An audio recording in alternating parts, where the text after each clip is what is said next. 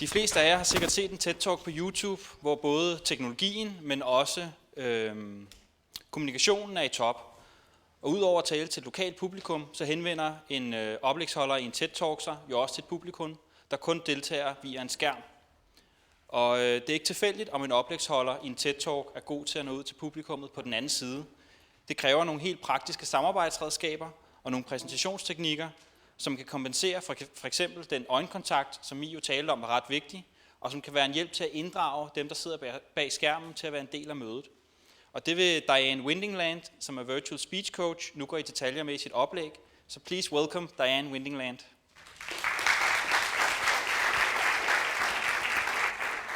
Thank you. I don't know what you said, but I'm sure it was very nice. It was a month ago on a Sunday at 6:15 in the morning, before the sun was even up, when I grabbed a cup of coffee, I sat down at my desk, and I logged on to do the technology check for a webinar that I would be presenting in half an hour. Now, you might be wondering, why 6:15 in the morning on a Sunday? Well, this was a webinar that was going to be cast in Iran, and they were 9.5 hours ahead of me. I wasn't too worried.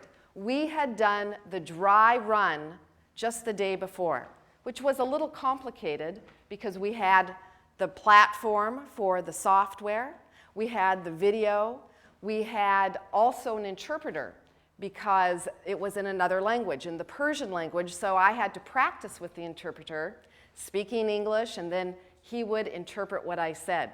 But everything went great. Now, you probably know where I'm going with this. At 6:15 in the morning that Sunday, everything did not go great. Maybe you've had something like that happen too. There were only two things that worked that morning. The first was just the first slide. That was all that worked. It was a picture of me about 50 pounds ago and a picture of the organizer. And I had written in Google Translate in English, thank you, and had it translate into Farsi, the Persian language. So I hoped that's what it said anyway. I practiced saying thank you, and that's all I got to say, and then everything went haywire. Now, virtual communication has such promise for connecting us across the world, so that travel doesn't have to be the barrier to communication or high cost. That's the promise of virtual communication. But all too often, do you ever feel like this? Sometimes it's the technology, but other times it's the people who are using the technology and their communication skills. Today, in my short time, you'll discover how you can create and deliver engaging content to a virtual audience. There are three basic virtual communication steps. The first, get ready. Plan for success. Because if you fail to plan, you will be planning for failure. A virtual communication session usually takes a lot more planning than a meeting in person. There are many details that have to be considered, just like for planning this meeting today. Many details, right? You made it look easy. But when it works great, but there's a lot of planning involved. The second step is to get set, to actually create the content, to create the information that you will be sharing in a way that you can go and deliver engaging content. So let's get ready for success. The first step in any communication should start with why. And communication isn't just about you. You want to know, why does your audience, or why do the participants even care? Think about your communication based on the people you're going to be communicating with. What is important to them? What is relevant to them? If you're going to take up their time, why would they even care? After you have the why, then you can start planning your communication. You want to plan the audience or the participant's experience. You may have time zone considerations, culture considerations, language considerations. For example, when I was working to talk with the people in Iran, 9.5 hours, that's a big time zone difference. In fact, 2 days before, the interpreter had called me at midnight because he forgot that there was such a big time zone difference. So I go online, look for a time zone converter to make sure that I get the time right. And then there's also culture. There may be cultural differences in communication. There may be things that are offensive in one culture that aren't in another. I found that out, fortunately, before the webinar with Iran, that the thumbs up signal, which was, to me, just meant good job, and I did confirm that that's not an offensive gesture here. I had been texting with the program planner for the webinar, and I had given him the thumbs up icon just to let him know, hey, great, I agree with you. And then all of a sudden I realized, oops, that might not be a good gesture there. And I texted him, is that a bad gesture there? And he said, yeah, but I know you just meant everything was great, but don't use it on the webinar. So you've got to consider culture and sometimes language. Now, usually you'll probably be speaking in a common language such as English, but once in a while you may have an interpreter. But even if you have a common language, for some people, the common language is not their first language. So you may need to have shorter sentences and use simpler words. Consider also the participants' facility with the technology. You need to practice with the technology, but don't assume that everybody else knows how to use it. You may need to send explicit directions. You may need to send them a tutorial so that they can practice ahead of time as well. And don't assume total familiarity with the information you may be sharing. And that will be dependent on how much you've worked with the people in the past. But if you're forming a new team or working with someone you haven't worked with before, they may not have the level of information that you do. I sometimes think of it as, well, one of my favorite Danish toys is Legos, right? That was developed here, started here. So think of it this way. If you're an expert or you know a lot about something, it's like you've created this elaborate Lego structure. And the other person, if they don't know much, they might just have one Lego brick. And it's like you're trying to place your whole structure on their Lego brick, and it's just overwhelming. So you may need to consider how you could simplify the information or make it less complex.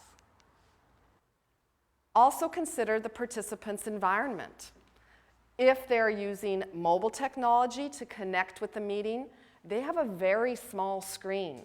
If you have dense information that you're presenting visually, that may be hard for them to see. Also consider what kind of environment they're in and what kind of environment you're in as well. And always have a backup plan or two. You have a plan A if everything goes smoothly. Well, rarely does everything go smoothly. So have a plan B and possibly a plan C. So for this webinar to Iran that just wasn't going to happen the way we planned, we actually did have a plan B that didn't work. And so we went to plan C. A few days before the webinar, I practiced doing the webinar as a presentation at home using the PowerPoint on my TV and a video camera just to record me, and I sent that ahead. So what ended up happening, and this is the audience in Iran, this is the video they're playing of me giving the presentation in front of my TV set. And the interpreter would pause every now and then so the live audience could actually understand what I was saying. There was also an online audience on a webinar platform. And the one thing I was able to do was to participate in the chat, which was interesting because I don't write the Persian language at all. So I would see someone write something and I would cut or copy and paste it into Google Translate, see what they said. You know, I could get the gist of it anyway.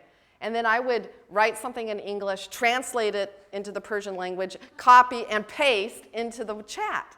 They loved it. What might have been a disaster turned out great. And at one point, the interpreter shared with the live audience something I said, like, you know, maybe I should just come do a live presentation. And they stood up and clapped. I'm like, hey, this turned out okay. So always have backup plans. Sometimes the backup plans work even better. So once you get ready by planning, you want to get set. You want to create captivating content. Even if you're only talking to 1 or 2 people, you may have visuals that you want to share. So when you're sharing content, what do you think is the #1 problem with content? Ideas? Any ideas on what might be the #1 problem? There's no wrong answers. Just what do you think might be the #1? How about you? Information overload. I would say that is basically the #1 problem. That is the #1 problem. In fact, did you even see significance? With all the information that you can give people, significance can be lost. As you're providing information, the tendency is to want to overdo it, to shovel it in. And people then don't know what's important. They don't know what to focus on. So consider reducing your information into bite-sized pieces. Consider the power of one. Have one big idea for your message or the meeting, or one big outcome that you want to have for the meeting. And if you're using visuals, a presentation software, try to have only one idea per slide. And that will mean you will have to have more visuals if you only have one idea per slide.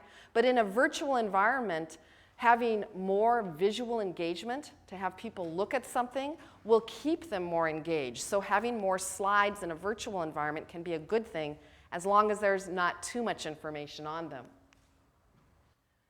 Before you get started, you want to have a defining statement for the meeting or the presentation. So here would be an example of a template that you could have. I'm teaching whatever your specific content is to a specific audience so that they can have a specific learning objective or an action step. This is for you to have a clarifying statement so that you don't go all over the place in a meeting. It also is a good place to start for developing an agenda for a meeting as well. So here's an example of my defining statement for this presentation. I'm teaching virtual communication skills to a university and corporate audience so that they can create and deliver engaging content. So that was my defining statement. But it's not all about me. It's about you and about your audience and about the other meeting participants. So tweak that and turn it around into an audience benefit statement. This would be a statement that you would say at the beginning of a meeting, letting people know the purpose, or at the beginning of a presentation. And I said something very similar to this at the beginning of this presentation. You will discover how to create and deliver engaging virtual content to a virtual audience.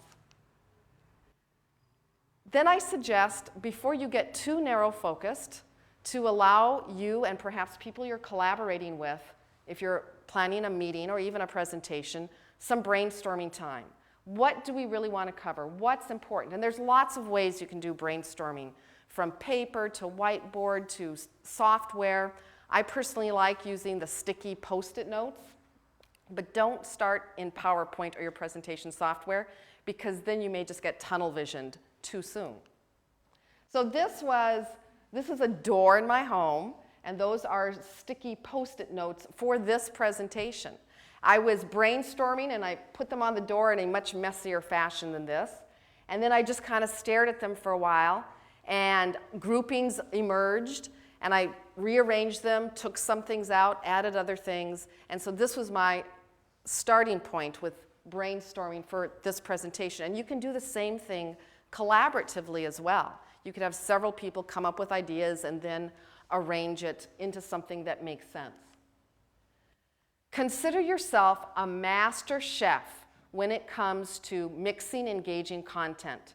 There are 3 particularly engaging ingredients that you can have in your communication. The first is stories, and this doesn't mean just fairy tale type stories, but it could be case studies, it could be examples. Typically, stories are interesting if there is a problem that needs to be overcome. You can also have compelling visuals to keep people focused. And very importantly, you need some interaction. It can't be all just one way. Stories engage the mind. Since the time of the cavemen, sitting around a fire, talking about stories of conquest and food sources, stories have been how we make sense out of the world. Stories are to our mind the way water is to a fish. We can't even imagine life without creating a narrative for story. And stories stick. In the book, Made to Stick, Why Some Ideas Survive and Others Die, the authors, Chip and Dan Heath, tell about a class that Chip teaches at Stanford University. In this class, he gives his students some statistics on property crime rates, and then asks them to give 1-minute speeches either for or against the seriousness of nonviolent crime. The typical student cites 2.5 statistics, and only 1 in 10 tells a story. He then distracts the students with a clip of a Monty Python movie, this is college, and then after the clip, he asks them to remember what they recall about the previous presentations. Well, only 1 out of 20 students could recall a single statistic other than the ones they used in their presentations. But if someone told a story, 2 out of 3 people remembered the story. Now, I just told you a story that was full of statistics that you'll probably forget, but you might remember the point that people remember stories much more than they remember statistics. Stories engage the mind. Psychologist Jerome Bruner has done research that says that if you wrap a statistic in story, people are 22 times more likely to remember it. So consider, if you have data to present, how could you present that data in more of a story format, perhaps with a case study? A little more on statistics versus story very quickly. I'm going to compare two families and their food consumption. Now, this might be a typical way to present that information. This is a family in the U.S., and they spend $342 a week on groceries, which is about 1,900 kroner. I just did the math on that. And I don't know if that's a lot here for groceries, but it's a lot in the U.S. to spend that much. Contrast that with the family from Chad and what they typically spend, about $1.23 a week, about 7 kroner. That's not much to spend on groceries wherever you're at. But this is kind of a boring way to present this information. Could there be another way? Maybe stories, maybe with visuals? Here is the family in the U.S.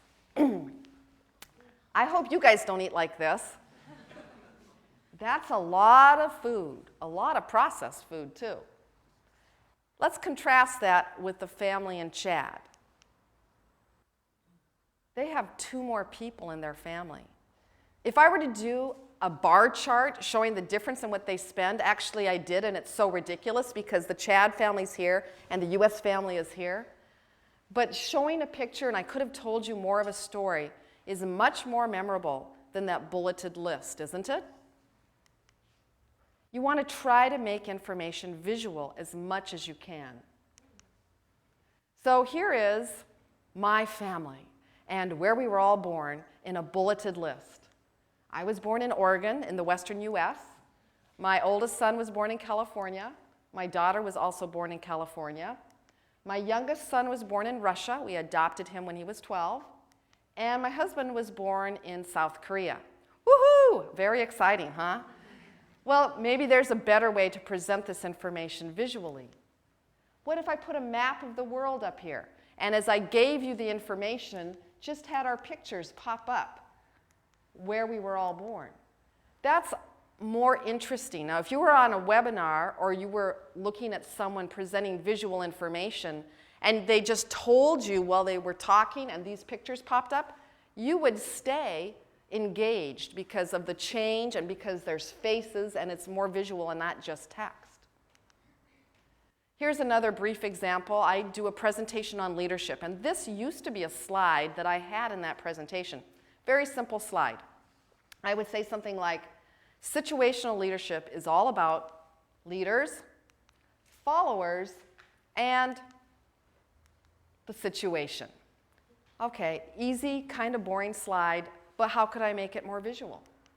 So now I changed that slide to be, situational leadership is all about leaders, followers, and the situation. Now, a little bit of humor, although you have to be careful when considering humor across cultures, a little bit of humor also engages the mind quite well. But again, I didn't even try to be funny when I was doing the webinar for the Iranian group, because I thought, I'll just get it wrong, so I'll just go straight with them. You do want to, in a presentation format, plan interaction every 3 to 5 minutes. And you also want to have interaction meetings, and we'll talk about that in a moment as well. So if you've used a webinar platform or you've been in a virtual presentation meeting, just by a show of hands, let me know if you've ever attended a virtual presentation. Okay, so almost everyone has attended a virtual presentation. You can have questions as a presenter, and you can even ask questions as a participant and allow people to answer in the chat box. And the ones I've done, typically, I'm the only one talking, so then I will comment on some of the questions using people's names. People love to hear their name. You can do polls or surveys to take a quick temperature on what people feel about something and then discuss that. You can allow participants to use the raise your hand button if they have a question, and then you can answer it. You can ask them to visualize. If you're trying to have people put themselves in a situation, ask them to visualize it, because when people visualize themselves in a situation, that's when they're really engaged. You could use the technology, such as the whiteboard technology that many of the platforms have available. People can interact with that, and the technology is changing all the time. It's getting better and better. So whatever platform you have available to use, learn the technology so that you can apply it appropriately. Now, looking at more one-on-one or small group interaction, I have a few pointers here. I call them the 4 gets. Don't forget, the 4 gets of engagement. The first get is to get small. You want to reduce the number of people that are in your virtual meeting to the smallest number in order to have an effective meeting. Because when you add participants in a virtual meeting where there's a lot of two-way conversation, it gets like that opening video where they didn't have visuals, but you didn't even know one person was in the meeting until the very end, and people don't know when to talk. So the fewer participants you have, the easier it will usually go. The other way you want to get small is in time. You want to keep your meetings as short as possible, because it's hard enough to keep people's attention as long as we have kept your attention today in a live meeting. In a virtual meeting, oh, there are so many distractions, aren't there? There's cell phones, there's email, there's work that needs to get done, there's people talking to you that may be coming into your office. So you want to limit all of that if you can. You want to get personal. Now, I don't mean get too personal, but as you saw in some of the examples, a little bit of chit-chat at the beginning, especially if there's technical problems, can really make people feel like they're in this together. They're a team, they're connected. And if you don't have any chit-chat, people feel like it's just a sterile meeting. There are probably, as I know there are, some differences with different cultures. But in most cultures, a little bit of chit-chat at the beginning will help warm up the participants. Also, using people's names. Do you remember when you were in school and maybe you were daydreaming about that person you wanted to date, and then the teacher says your name? Whoa!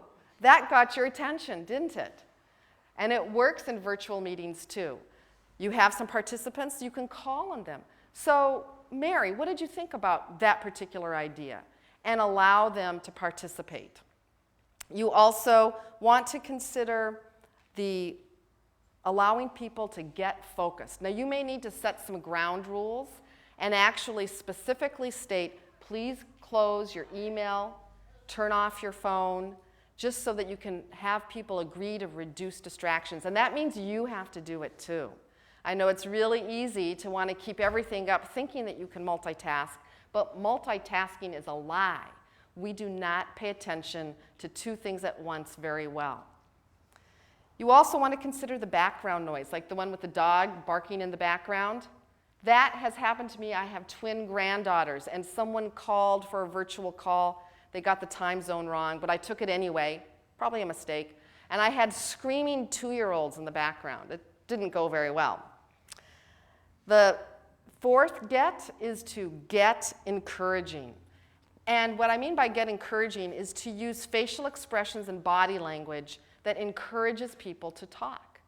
And a smile is probably one of the warmest, most encouraging things you can do to let people feel like they're not being intimidated. You can also nod. When someone's talking and you nod a little bit, that lets them know you're in agreement, you're in sync, and you want them to keep going. You probably noticed, I think in one of the examples, that averting eye contact is a great way to make people stop. So I guess you could use that tool too. Just don't look at the person. Or put your hand up, stop. No, but you want to be polite when you do it. You may need to have gestures. You may need to come up with gestures that will work. Like, if you're off agenda, to hold the hand up, and that'll be something that will be put to the side. So get small, get personal, get focused, and get encouraging.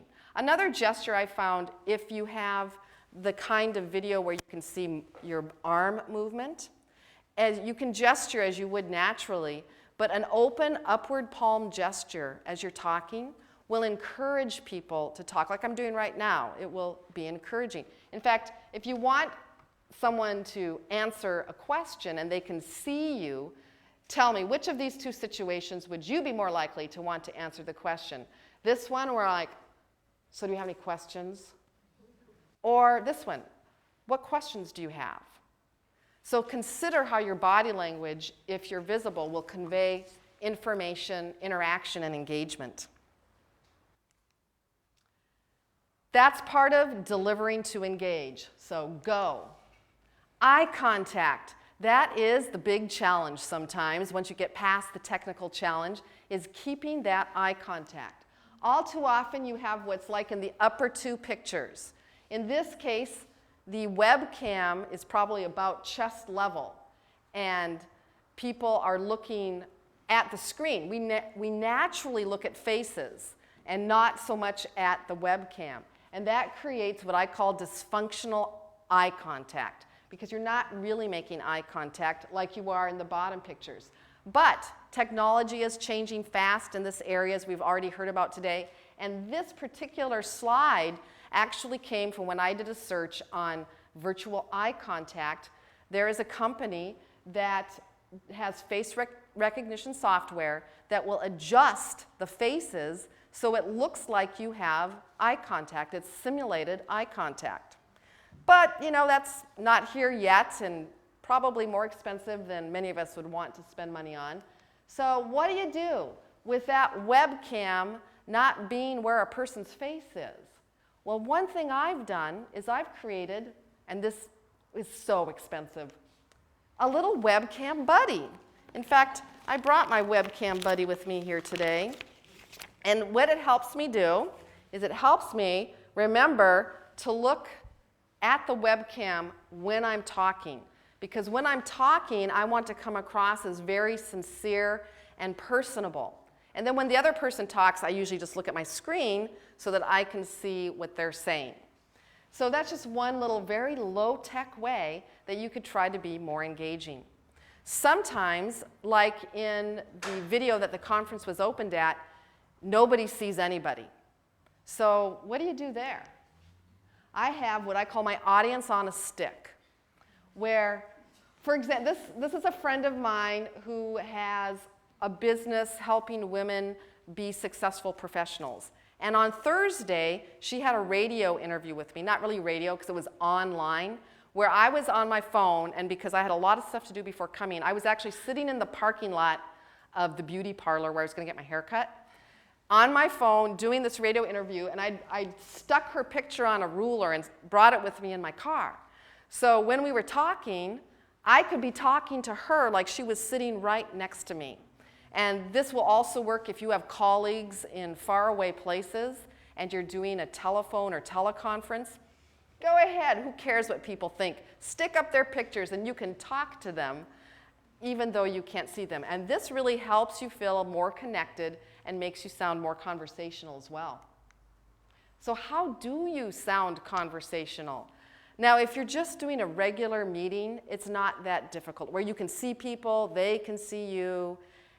Sometimes it's just a little awkward, like we saw in the previous video. It's like they forgot poor Dan. Dan was there, but it's like they weren't paying attention to him. They were having side meetings. Well, if you're paying attention, you can sound conversational. But sometimes, for example, if you can't see people, it's really hard sometimes to talk because we count on what their faces are looking like to get feedback to adjust our communication. And when you don't have that, it's difficult to sound conversational. So here's some things you can do. If they can't see you, I suggest you stand while you talk, because standing will help up your energy, it'll help you sound convincing, and it'll help you sound more confident as well. Or sit tall, don't like slump in your chair. Smile. When I was a little girl, my mother told me to always answer the phone with a smile because people could hear my smile through the phone. Like, really, Mom? So instead of saying, hello, I had to do this. It was, hello? And yes, you do sound different when you smile. Pick up the pace, not a race. But most people, especially if they can't see the people they're talking to, unless they've written out what they're going to say, which is a bad idea, they tend to talk slower because they don't really know how the person is receiving their information. And it sounds kind of stilted. So generally, you want to pick up to a conversational pace, but don't forget to pause now and then to allow people to absorb what you're saying, maybe to ask a question.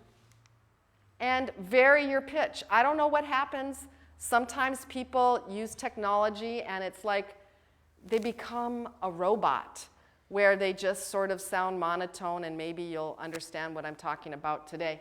So go ahead, get excited. Hopefully you're excited about what you're discussing.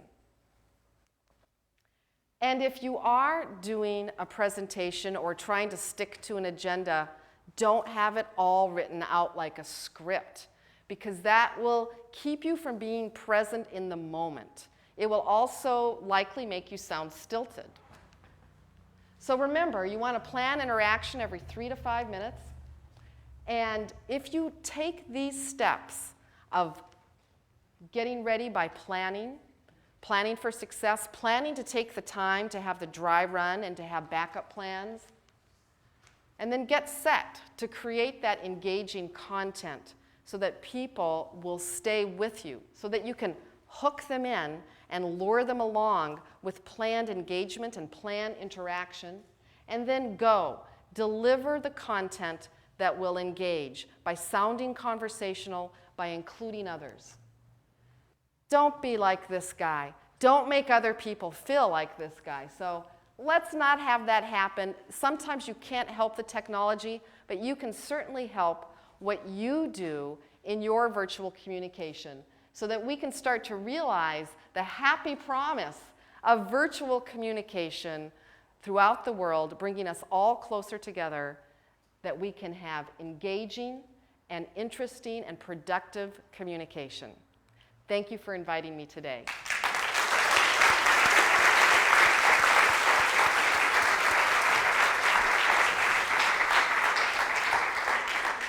Thank you very much, Diane.